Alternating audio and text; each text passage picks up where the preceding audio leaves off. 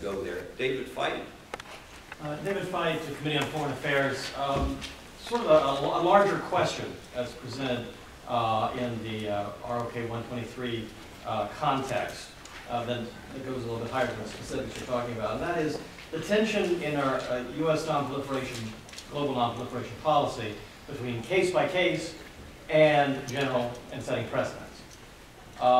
We generally have a policy against encouraging enrichment reprocessing globally as far as we can. In terms of case-by-case, however, in granting advanced consent for reprocessing, there's been India, there's been Japan, and now there is possibly South Korea. At some point, your case-by-case starts looking more like a general policy. Or put another way, if you're trying to get new nuclear cooperation agreements with new countries, and they're seeing that you have granted, in this case, and in that case, advanced consent for reprocessing and enrichment, presumably they're going to start wanting to insist on what they perceive to be something that everybody else is getting, at least the right to be able to reprocess and to enrich it. So I'd be interested in your thoughts. And at what point, if the U.S. were to grant advanced consent for reprocessing in the South Korean context, are we looking at establishing now a precedent, and instead of case-by-case, a precedent that has implications for our global policy, as well as how does that work in terms of what we're trying to do, for example, with Iran? Okay, let me take one more question and let the panelists handle the two questions, and then that'll be it. Yes, I'm Christopher Payne with NRDC. I remember working up here 25 years ago and fighting DOE laboratory proposals for cooperation with South Korea and Japan in precisely these areas. And South Korea for years had a laser isotope separation program. Where did it get its expertise? You find that the principals in that program were educated at U.S. universities, some of them under DOE grants. So the question is how much, for members of the panel, especially for William Tobey, how much of this is a self-inflicted wound that we have not had at the federal level a really coherent policy with respect to tech transfer in these areas. And it's the ambivalence of the U.S. government in many cases that has produced over time these efforts to reprocess or enrich in foreign countries. Okay, I want you to remember that's a question. Okay. Why don't you two handle these, and I'll close out. Okay. Okay. All right. Just on this question of case-by-case becoming a general pattern, a few years ago I was in a meeting on nuclear fuel cycle, and one of the participants was a high-level South African official. And in the middle of the, at one point he said, we want to reprocess. And I said, why would you want to do that? And his response was, in the modern world, reprocessing is the currency of power. And in fact, South Africa is in fact continuing to discuss the possibility of reprocessing, although not so far hasn't done anything about it. In Iran, we've been focusing on Iran's plutonium production reactor, Yongbyon, and now the enrichment plant. But we've been focusing on the Iran's enrichment program at Natanz and Fordo. But they're building a reactor which looks very much like the reactor that India used to produce the plutonium for its nuclear weapons program. And it's naturally uranium fueled. It's a heavy water reactor. It's about 40 megawatts. It's just basically the same parameters as a Cirrus reactor. Iran hasn't said anything about reprocessing. But what is that reactor for? I think we could easily. And in fact, Iran has already said, all we want is the same right as Japan.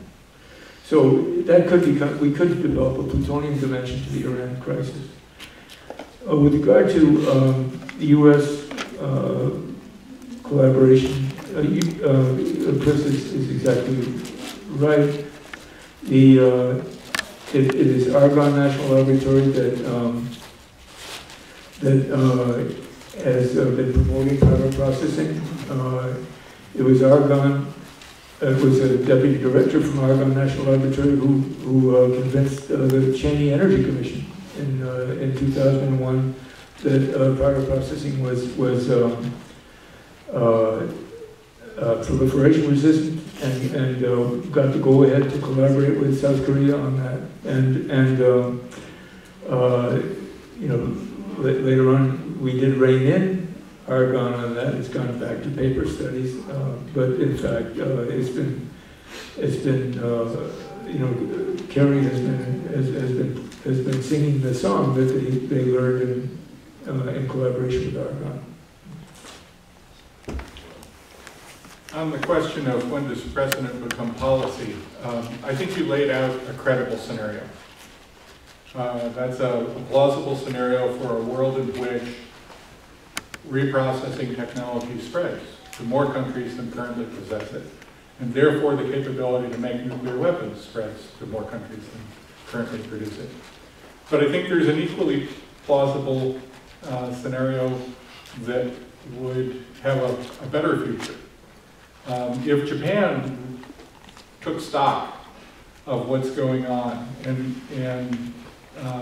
used the tragedy of their current crisis to rationalize their nuclear industry, they might choose not to reprocess further.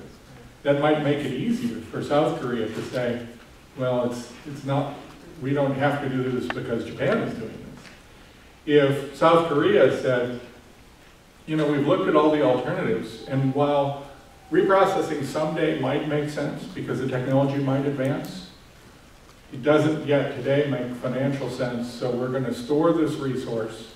We'll be able to use it when we need to if we can, and we'll have a rational way to solve our energy problems and continue operation of our reactors. And then two very important leaders in the world nuclear community will have said to the rest of the world, it doesn't make financial sense. And I believe that South Korea is going to be an important leader and that people will look to South Korea. Clearly UAE is doing so in buying reactors, and I think that will be an important precedent.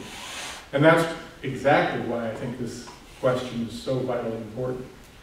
With respect to the question about DOE, one of the things I deeply regret is that the United States has given ambivalent signals to South Korea. South Koreans can fairly say, but you told us we should be thinking about this issue, or at least you haven't objected. You know, now you're objecting much more strongly than you have in the past. And that's a fair point, and it's one that friends can make to each other, and one friend ought to be able to say, I'm sorry, to the other. But I think the principle remains that the world is a more dangerous place if more countries have the capability to separate plutonium and therefore to make nuclear weapons. And it's not only South Korea that I'm talking about for the precedential reasons that I discussed earlier. Yeah, no, I guess my question also went to our side. You know, what, in terms of reforms, we're asking Korea to make changes.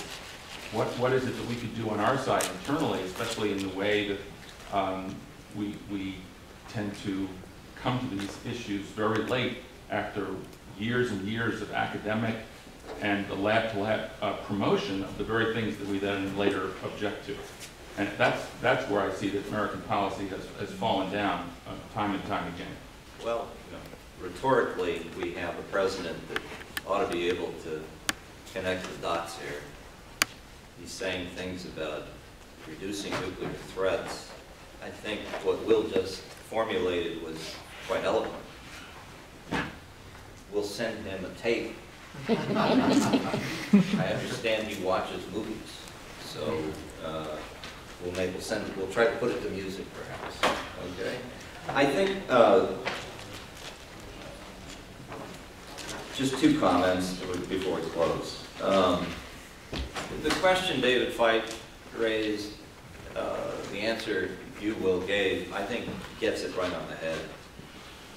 we need to be thinking about more than South Korea. And we need to be thinking about whether we want to move towards a world where, as the Atchison-Lilienthal report explained, everyone is on the edge and is very close to getting a nuclear weapon, or not.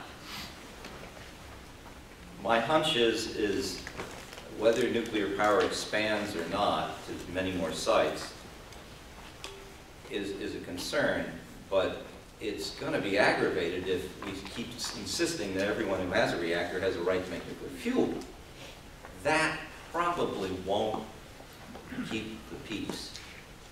And so we need to figure out ways to go in the other direction. What I would hope is that whatever agreement is reached with South Korea is kept simple and not so sophisticated and ambivalent that with this uncertainty about what it is we're really for or against remains. It should be an extension, I think, simple, straight.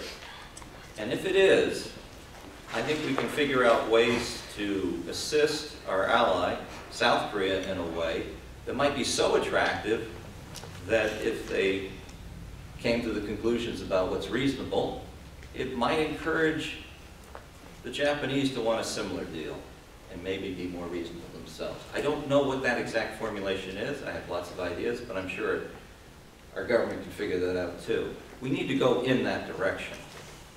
Because if South Korea and Japan join other countries that have foregone reprocessing or closed out breeders, it really does tend to produce a market trend of staying away from the most dangerous activities.